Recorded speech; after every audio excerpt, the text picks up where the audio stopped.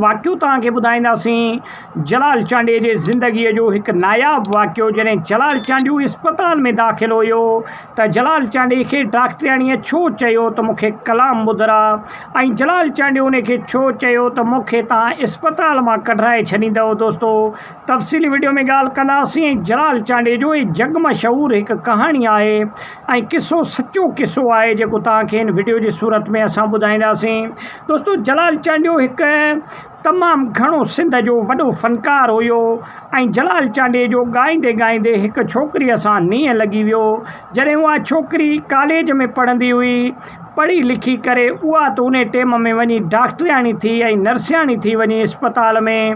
लेकिन जलाल चांडीअ पंहिंजे फ़न जो मुज़ाहिरो कंटिन्यू रखियो ऐं जलाल चांडियूं पंहिंजी धुन में मस्तु हूंदो हुयो पंहिंजे लगन में। ऐं उन टाइम में जलाल चांडीअ जो तमामु घणो सिंध में उरूज बि हुयो ऐं सवनि जी तादाद में जेको आहे सो महफ़िल जेको आहे सो मौसीक़ियूं थींदियूं हुयूं, शादी थींदा हुया, छठियूं थींदियूं हुयूं, तौर थींदा हुया, माण्हुनि जे ख़ुशीअ में रली मली वेंदो हुयो जलाल चांडियो।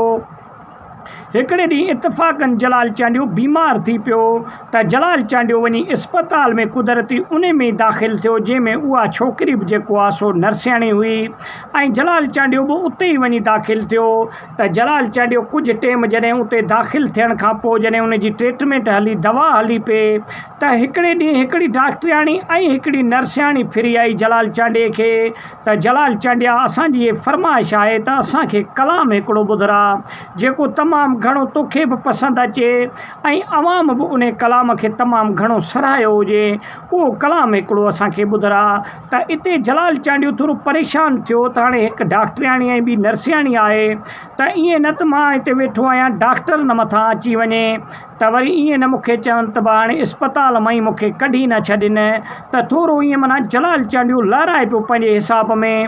लेकिन डॉक्टरियाणी उन जलाल चांडीअ खे चयो त बाबा तूं परेशान न थी, असांखे कलाम ॿुधरा। त दोस्तो अहिड़े तरीक़े सां जलाल चांडीअ जा परस्तार ॿार बि हूंदा हुया, लेकिन ऑफिसर तबिको बि जलाल चांडीअ जो परस्तार हुयो, जंहिंमें पुलिस वारा थिया, डॉक्टर थिया, जज थिया या ॿिया अहिड़ा के माण्हू थिया, वॾेरा थिया, इहे बि जलाल चांडीअ जा तमामु घणा परस्तार हूंदा हुया ऐं जलाल चांडीअ जा कलाम शौक़ सां ॿुधंदा हुया। जीअं आसिफ़ अली ज़रदारी थियो जेको सिंध जो हिकु वॾो नालो आहे, उहो बि जलाल चांडीअ जो तमामु घणो परस्तार हुयो ऐं जलाल चांडीअ जे मौसीक़ी जो दीवानो हुयो जेको आहे सो आसिफ़ अली ज़रदारी।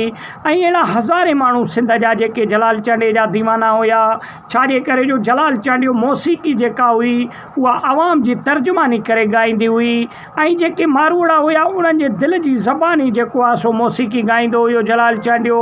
इन जे करे ॿार बच्चो वॾेरो ज़मींदार जेको आहे सो ग़रीब कहिड़ो बि शख़्स हुयो उनखे जलाल चांडीअ जी मौसीक़ी तमामु घणी पसंदि ईंदी हुई। त वॾी महिरबानी, उमेदु आहे त नंढो वीडियो तव्हांखे पसंदि आयो हूंदो। वीडियो खे लाइक ऐं शेयर कयो, चैनल खे सब्सक्राइब कयो। वॾी